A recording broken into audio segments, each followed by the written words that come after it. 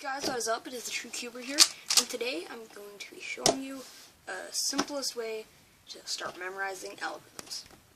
So just to get some stuff out of the way, I am doing this video because I am having a hard time learning CFOP, and I found a way that am actually getting good at some of the algorithms and starting to memorize them.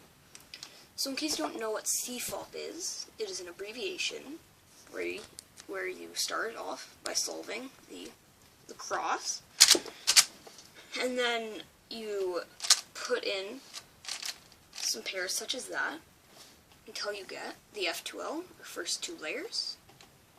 Then you use some algorithms, get all the corners on that side oriented.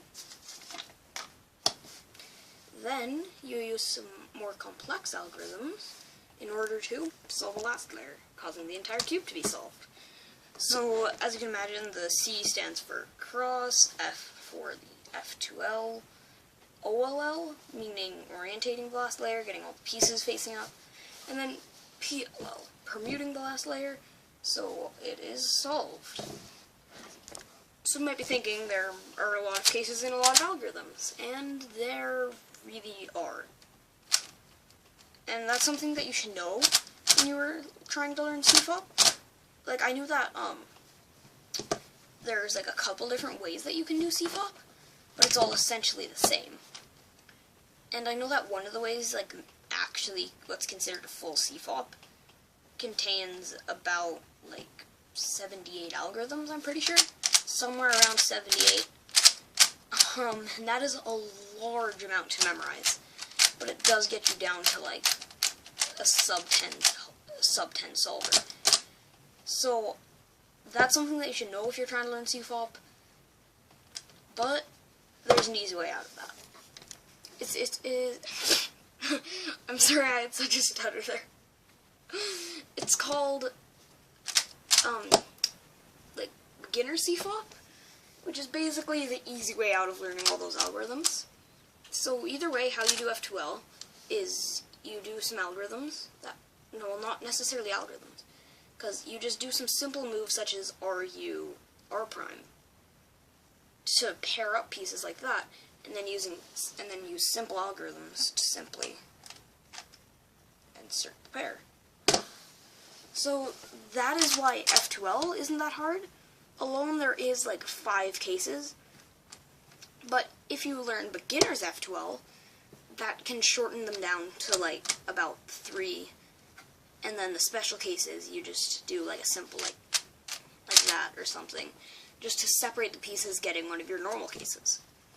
Then you can learn advanced F2L, which is harder, but it is handling the other like cases that you'd have to turn into a beginner's case, causing you to use about like 3 to 6 extra moves, just by simply separating them, pairing them up, and inserting them all in one simple algorithm.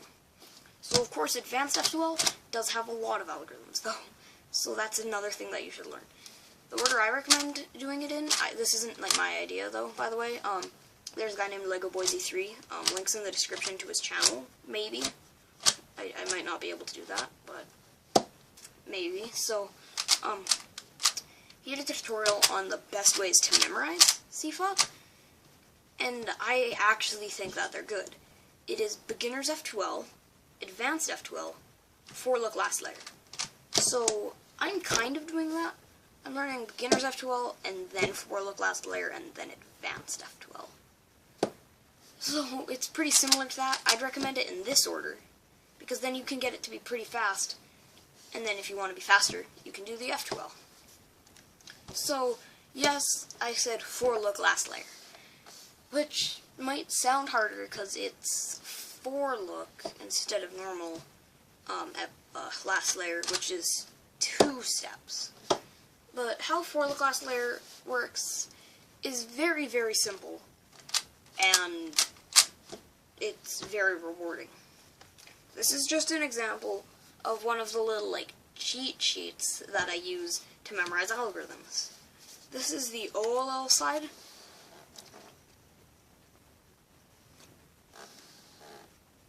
And then on the other side is all my PLL algs.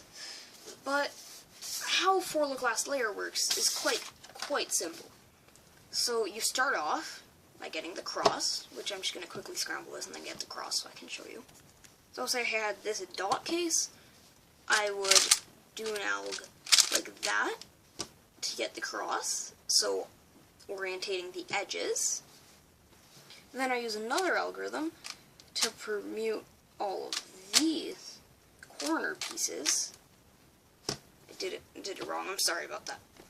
Sorry, so you do an algorithm to get the corners orientated, so at this point you should have the side. And in case you didn't know, that's basically condensing OLL down into 2 steps instead of 1, but that makes there way less algorithms. So instead of about like, I think what, there was like 42 algorithms, I'm pretty sure, then it condenses it all the way down to only 6 algorithms. 6. You can fit that amount on your fingers. And if you know how to solve a 2x2, you'll already know half of them. Because half of them would be like the soon, which is like that, or the anti-soon, or like the one case that I can't remember the name of, where there's a bar at the back and a bar at the front. The 2x2 way of doing this is R2, U2, R prime, U2, R2. But on the 3x3, that just doesn't work, so you have to do F, triple sexy move, F prime. So that's already 3 algorithms knocked off. So that makes there only 3 more algorithms. Not even. There's like... Actually, no, there's still 6. Yeah, sorry. Because on my cheat sheet, I don't include algorithms that I already know, so there'd still be 6.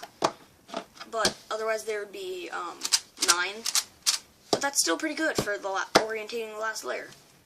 Next you use PLL, permuting the last layer, and once again you split this up into 2 very similar steps, but instead of doing the edges and then the corners, you do the corners and then the edges. So from this perspective it looks like it's solved, it's not. This is a case where you have 2 matching corners there, 2 there. Once again, if you know 2x2, you should already know it. So, boom. And then, the only other case, if you already know that one, then forgetting the corners, there's only one other case. And then you would use that and do the final algorithm. So I have the one where that piece needs to go there. Because there are 2 cases that look very similar. They all look kind of like this.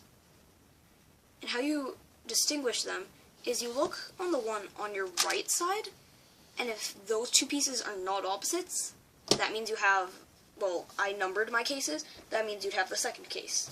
So I'm just going to do it.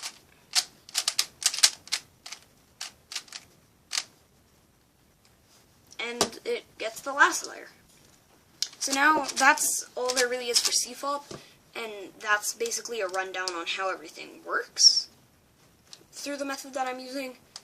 Now, that took a while, but I was giving examples and everything, and that should have been pretty high definition. By the way, I'm wearing a onesie, I know.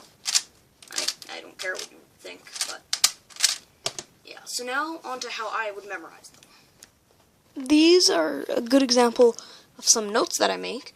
So, first of all, I write pretty, things at the top that help me get motivated. Like on this one I wrote PLL, P2, meaning page 2, and then 2 cases, meaning there's only 2 cases that I have to learn. And I actually didn't read that one, so there's only one that I have to learn. And that's just for the edges. And then down here I wrote EP, meaning edge permutation, 3 cases. One of them I already have memorized. So, all in all, if you don't know any algorithms for any of these, there should only be 6 algorithms, because one of them I didn't write down, which is the H-perm, which most cubers know. Then on the other side is just OLL, so I put step 1, page 1, OLL. Then I wrote EO, edge orientation, all these algs, which if you know the beginner's method, you'd actually know all of them, except this one. For that case, what you do is F, sexy move, F prime, and then you turn around and you'd have that case.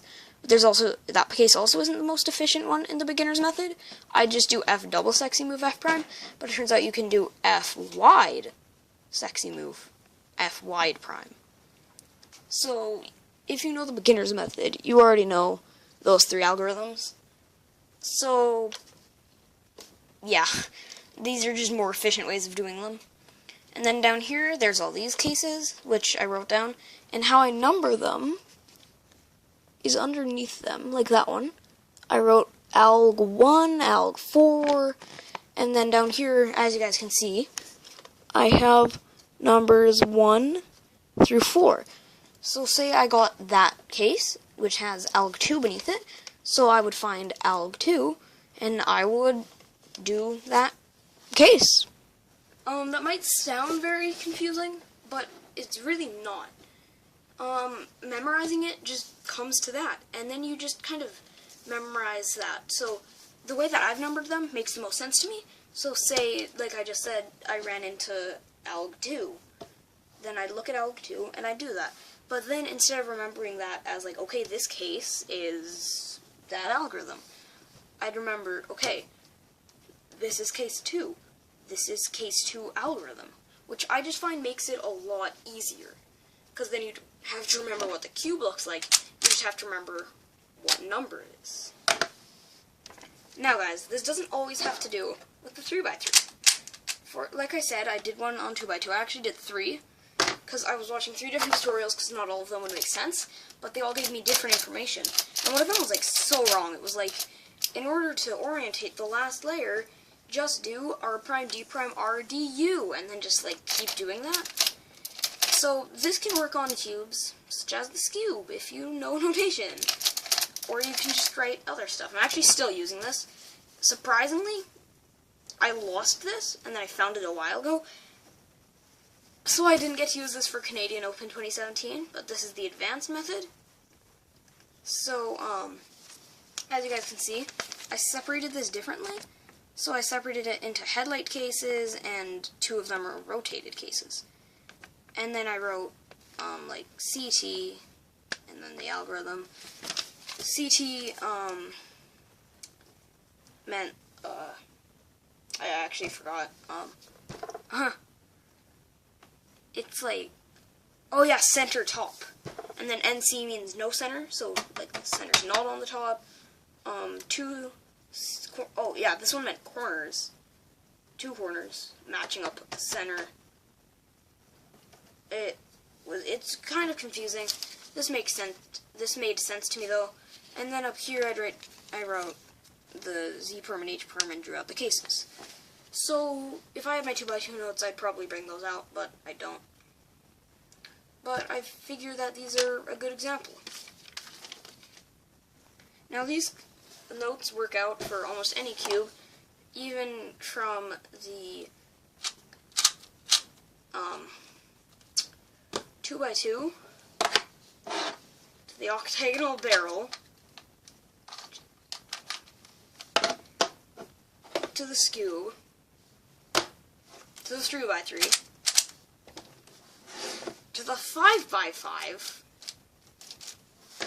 to the 4x4 to the square 1. It actually help a lot on square 1 if you have a square 1. I recommend you do it. All the way even over to the Rubik's twist and the mirror blocks. Honestly, I should make a list for this. Oh yeah, and if that wasn't enough cubes, it also works on the pyramids. So yeah, I hope you guys enjoyed this video. I'm crouching over because I got a bad camera angle. So it is the Cuber. Peace out.